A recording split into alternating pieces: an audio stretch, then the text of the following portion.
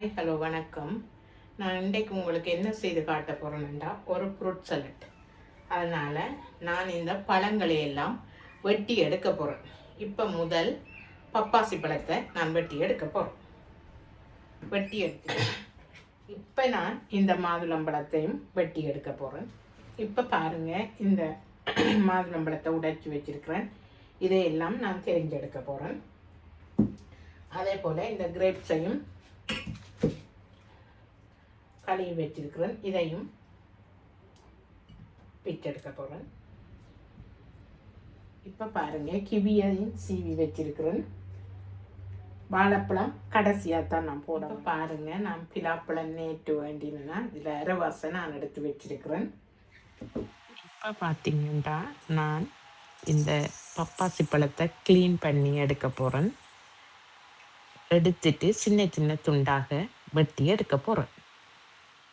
இப்போ நான் சின்ன சின்ன துண்டுகளாக வெட்டி எடுக்க போகிறேன். இது எனக்கு பாதி பப்பாசி பழம் போதுமானதாக உள்ளது. இப்போ பார்த்தீங்கன்னா எடுத்து வச்ச பிலாப்பழத்தை எல்லாம் வெட்டி போட்டு கொண்டிருக்கிறேன். வெட்டி முடிய காட்டுறேன். இப்போ பாருங்கள், எல்லாத்தையும் வெட்டி முடிச்சிட்டேன். இப்போ பாருங்க, நான் கிரேப்ஸையும் சின்ன சின்னனா வெட்டி போட போகிறேன்.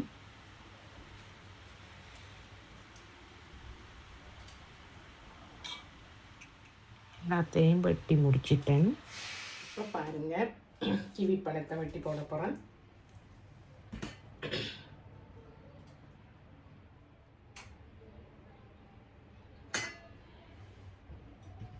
இந்த விதையெல்லாம் எடுத்து போட்டு நான் போட போகிறேன்.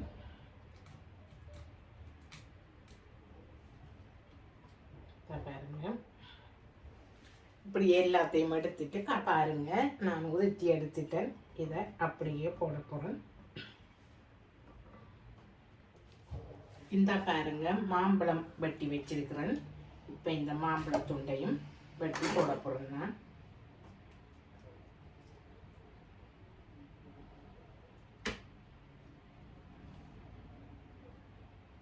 இது கொஞ்சம் தும்பு மாம்பழம்.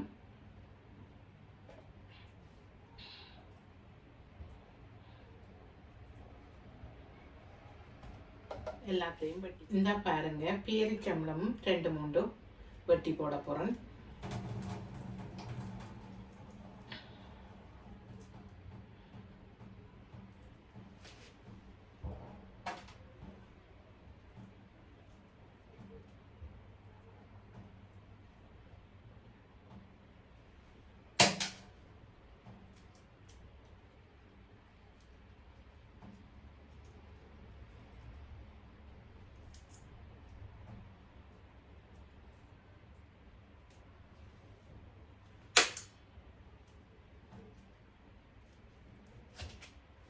இப்போ பாருங்க, வாழைப்பழத்தையும் உருட்டி வெட்டி போட போகிறேன்.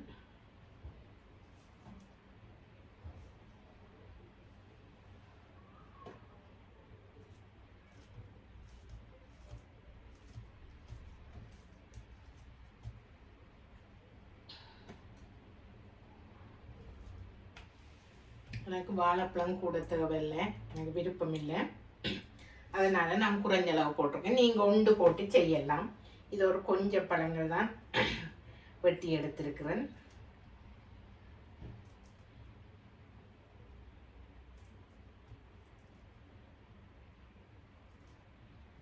இப்போ பாருங்க, நான் இதுக்கு ஆரஞ்சு புளிஞ்சு விட போகிறேன்.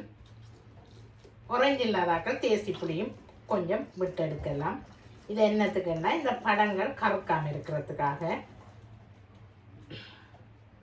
இப்போ நான் தேவையான அளவு விட்டுதால கிண்டி விட போகிறோம்.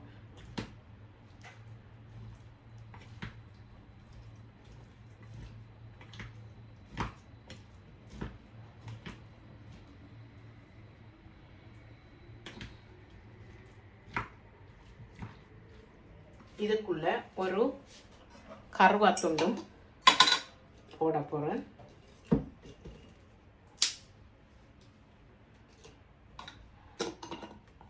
இந்த பாருங்க, நான் இந்த கஸ்டர்ட் பவுடர் எடுத்து வச்சிருக்கிறேன். இதில் நான் கொஞ்சம் கஸ்டர்ட் புடிங் செய்து எடுக்க போகிறேன்.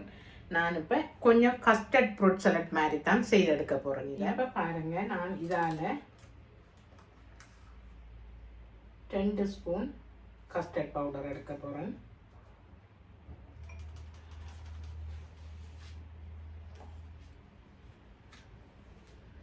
இந்த பால் எடுத்து வச்சிருக்கிறேன். இந்த சட்டியில் நான்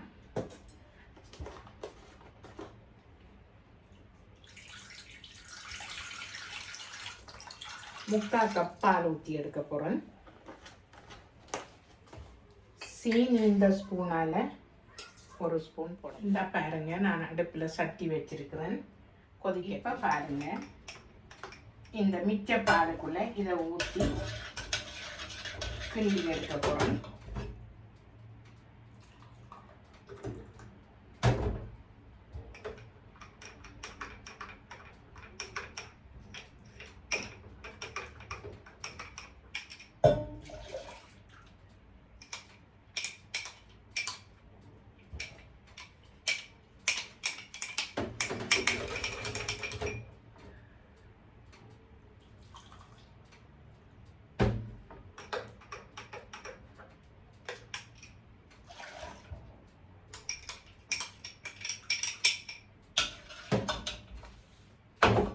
இதை திக்காக வரும் வரையும் காய்ச்சி எடுக்க போகிறேன்.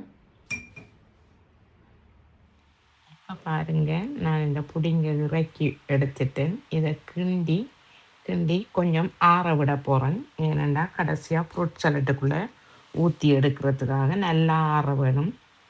இப்போ நான்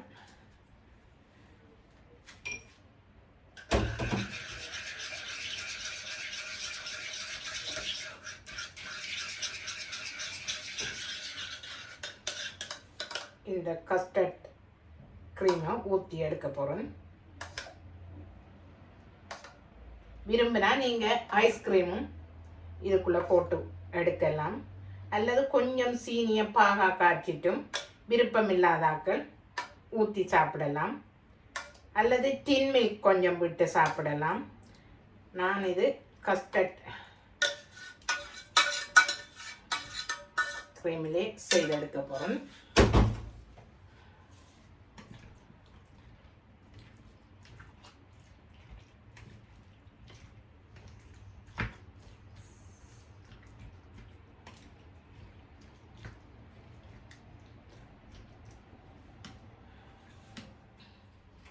இந்த பாருங்க, இதை செய்து முடிச்சிட்டேன். இந்த பாருங்க, நான் இதை செய்து முடிச்சிட்டேன். உங்களுக்கு இந்த செய்முறை பிடிச்சிருந்தா லைக் பண்ணி, கமெண்ட் பண்ணி, ஷேர் பண்ணி, சப்ஸ்கிரைப் பண்ணுங்க. அப்போ தான் எனக்கு ஒரு முன்னேற்ற பாதைக்கு போக வழிவகுக்கும். சப்ஸ்கிரைப் பண்ணிவிட்டு இந்த வீடியோவை பாருங்கள்.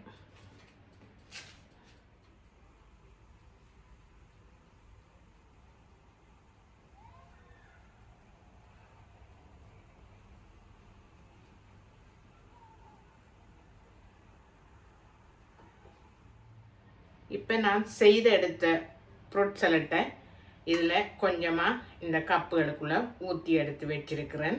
3 கப்பில் ஊற்றி எடுத்துருக்கிறேன்.